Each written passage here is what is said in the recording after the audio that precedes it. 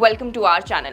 आपने कई बार shark tank के अंदर शार्क्स को इक्विटी के बदले फंड्स देते हुए देखा होगा। शार्क्स क्या करते हैं, वो कंपनीज में इक्विटीज को लेते हैं और उसके बदले में कैपिटल प्रोवाइड करते हैं। इसे हम इक्विटी फाइनेंसिंग कहते हैं। But what is this equity financing actually, और कैसे इक्विटी फाइनेंसिंग के थ्रू हम फंड्स को रेज कर सकते हैं, आज के वीडियो में इसी बारे में डिस्कस करेंगे। In today's video, we will discuss what is equity financing, how does it work, and the nuances of equity financing. But before I start the video, a quick reminder, अगर आपने अभी तक हमारे चैनल को subscribe नहीं किया है तो प्लीज हमारे चैनल को सब्सक्राइब कर लीजिए, बेल आइकन को प्रेस कर दीजिए ताकि ऐसी और वीडियोस की नोटिफिकेशन आपको मिलती रहे। और अगर आप इन्वेस्टमेंट करना चाहते हैं लेकिन आपके पास डीमैट अकाउंट नहीं है तो डिस्क्रिप्शन में लिंक दिया गया है, आप जाकर वहां से फ्री में अपना डीमैट अकाउंट ओपन करवा सकते हैं। सो चलिए let's quickly dive into the video and discuss equity financing in detail. तो सबसे पहले इक्विटी फाइनेंसिंग को समझे उससे पहले ये समझते हैं कि एक कंपनी होती है जिसे फंड्स की रिक्वायरमेंट होती है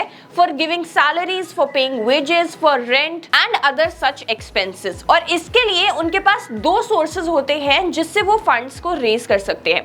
पहला है कि वो किसी बैंक से लोन ले लें जो कि डेट के अंदर आता है, और दूसरा है इक्विटी, यानी कि वो अपनी इक्विटी को डाइल्यूट करके, अपनी ओनरशिप को डाइल्यूट करके उसके थ्रू फंड्स को रेज करें। So when a company sells its equity options to raise fund, उसे हम इक्विटी फाइनेंसिंग कहते हैं। Now equity financing can be done through an IPO and private placement. मतलब आप आईपीओ निकाल के पब्लिक से भी फंड रेज कर सकते हैं उन्हें अपनी इक्विटीज को सेल करके, और प्राइवेट प्लेसमेंट यानी कि आपके जो पहले से एग्जिस्टिंग शेयर होल्डर्स हैं उनको भी आप शेयर होल्डिंग देके, इक्विटीज देके उससे फंड रेज कर सकते हैं। That also comes under equity financing. Now when you raise funds through equity financing, तो इसमें आप सिर्फ अपने कॉमन स्टॉक को नहीं बेचते हो बल्कि आप अपने प्रेफरेंस शेयर्स, वारंट्स और कन्वर्टेबल प्रेफरेंस शेयर्स को भी बेच सकते हो। एक कॉमन स्टॉक और प्रेफरेंस शेयर में डिफरेंस बस इतना होता है कि प्रेफरेंस शेयर्स जो होते हैं उन्हें कॉमन शेयर होल्डर्स के बदले एक प्रेफरेंस दी जाती है when it comes to paying the dividend, whereas जो नॉर्मल स्टॉक होल्डर्स होते हैं उन्हें ये प्रेफरेंस नहीं दी जाती है। तो इक्विटी फाइनेंसिंग के अंदर आप अपने common stock, preference shares, convertible preference shares, इन सभी को बेचकर जो फंड्स है उन्हें रेज कर सकते हैं। A company uses equity financing multiple times in the course of a business. मतलब जरूरी नहीं है कि एक कंपनी सिर्फ एक बार इक्विटी फाइनेंसिंग का यूज करके फंड को रेज करे, क्योंकि उसे फंड्स की रिक्वायरमेंट आने वाले टाइम में भी पड़ सकती है बिजनेस के अंदर, तो वो मल्टीपल टाइम्स कंपनी के अंदर इक्विटी फाइनेंसिंग के थ्रू फंड्स को रेज कर सकते हैं।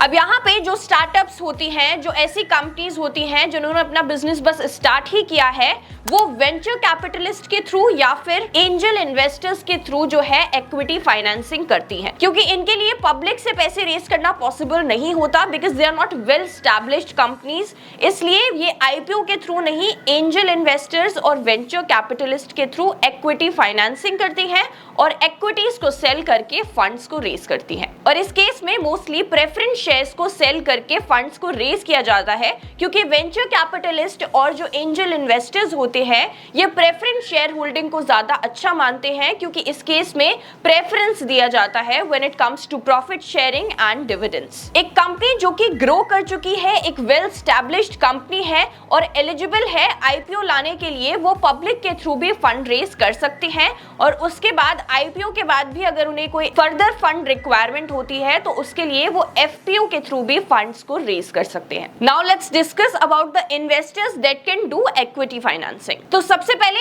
इंडिविजुअल इन्वेस्टर्स हो सकते हैं जो कि इक्विटी फाइनेंसिंग कर सकते हैं। इसके अंदर आपके फैमिली, फ्रेंड्स और बिजनेस पार्टनर्स इक्विटी फाइनेंसिंग के थ्रू आपको फंड्स दे सकते हैं। But such investors can not put a lot of money, और इसके बाद उनके पास एक्सपर्टीज और एक्सपीरियंस भी नहीं होता है एक कंपनी को देने के लिए। वेयरएज एंजल इन्वेस्टर्स और जो वेंचर कैपिटलिस्ट होते हैं उनके पास एक्सपीरियंस होता है, एक्सपर्टीज होता है एक कंपनी को देने के लिए apart from the money. Second type of investor is venture capitalist. Venture capitalist काफी स्ट्रेटेजिक इन्वेस्टर्स होते हैं जो कि ऐसी कंपनीज में इन्वेस्ट करते हैं जो कि आगे आने वाले टाइम में काफी ज्यादा ग्रोथ दिखा सकती है। मोस्टली जो वीसी फर्म्स होती हैं ये ऐसे स्टार्टअप्स के अंदर इन्वेस्टमेंट करती है which is a high probability of growing in the future, and that is why the startup firms mostly rely on venture capitalist for their fund requirements. ये सिर्फ कंपनीज को फंड्स प्रोवाइड नहीं करते बल्कि काफी एक्टिवली इन्वेस्टेड होते हैं एक कंपनी की मैनेजमेंट में भी, और ये अपनी एक्सपर्टीज और एक्सपीरियंस को भी कंपनी के साथ शेयर करते हैं,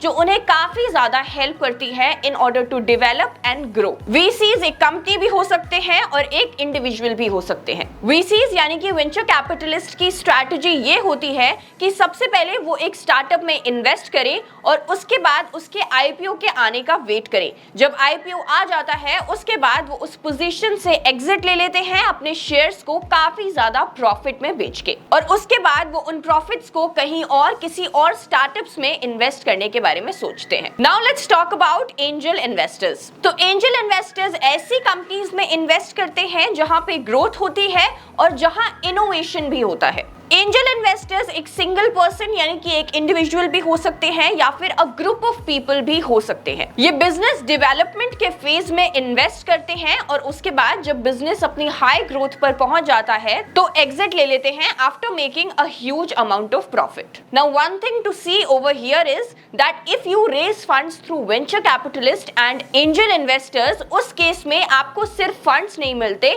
बल्कि उनकी एक्सपर्टीज और नॉलेज भी मिलती है, जो कि काफी ज्यादा इंपॉर्टेंट होती है। आपने शार्क टैंक में भी देखा होगा कि people do not only come for money but they actually come for the expertise and knowledge of the investors which can really help them grow. Crowd funding भी एक ऐसा ऑप्शन होता है जहां पे कंपनीज क्राउड से फंड्स को raise करती हैं थ्रू सेलिंग देयर इक्विटीज। यहां पे वाया एन ऑनलाइन प्लेटफॉर्म वो अपील करती हैं to the investors for the funds. In crowd funding people from different countries can invest in small quantities for the business, लेकिन यहाँ पे जो इन्वेस्टमेंट अमाउंट होता है ये काफी ज्यादा छोटा होता है। Then comes the IPO. IPO के अंदर जो ऑलरेडी एस्टैब्लिश्ड कंपनी है जिन्होंने सिग्निफिकेंट ग्रोथ दिखाई है वो इसके थ्रू फंड को रेज कर सकती हैं। पहले इसके लिए उन्हें अप्लाई करना पड़ता है टू द सेबी।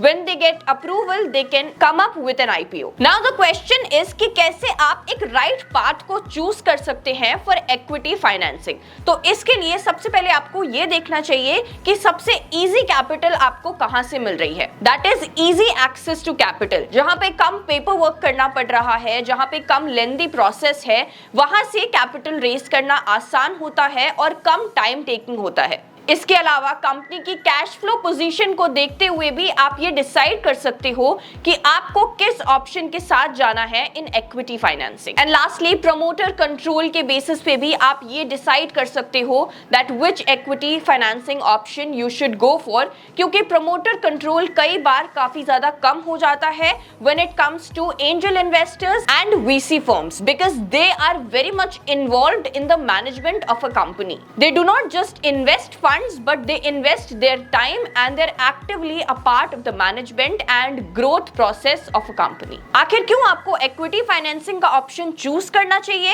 ये इसलिए क्योंकि काफी ज्यादा सही ऑप्शन है ये एक स्टार्टअप के लिए, क्योंकि यहाँ पे आपको एक डेट नहीं लेना पड़ता, डेट बर्डन आपके ऊपर नहीं आता है। जब आप एक स्टार्टअप होते हो आपको आगे चल के एक ग्रोथ दिखानी होती है और आपके ऊपर एक डेट बर्डन नहीं होता तो it becomes very easy for you to actually focus on your growth prospects. वहीं अगर आप डेट फंड्स के थ्रू फंड्स को रेज करते हो तो you always have this debt burden जो आपकी ग्रोथ के रेट को थोड़ा सा कम कर सकता है। So talking about the pros of equity financing, यहाँ पे ईएमआई का बर्डन नहीं होता है। इन्वेस्टर्स सिर्फ फंड्स नहीं बल्कि अपना टाइम भी इन्वेस्ट करते हैं एक कंपनी के अंदर to contribute in the growth of that business. साथ ही साथ इक्विटी फाइनेंसिंग थोड़ा सा कंपैरेटिवली लेस रिस्की भी होता है और यहाँ पर आपको डेट बर्डन नहीं लेना पड़ता है। लेकिन सिर्फ प्रोज नहीं, कुछ कॉन्स भी हैं इक्विटी फाइनेंसिंग के। सबसे बड़ा कॉन यहाँ पे ये है कि इक्विटी फाइनेंसिंग के अंदर आपको प्रॉफिट शेयरिंग करनी पड़ती है विद द इन्वेस्टर्स,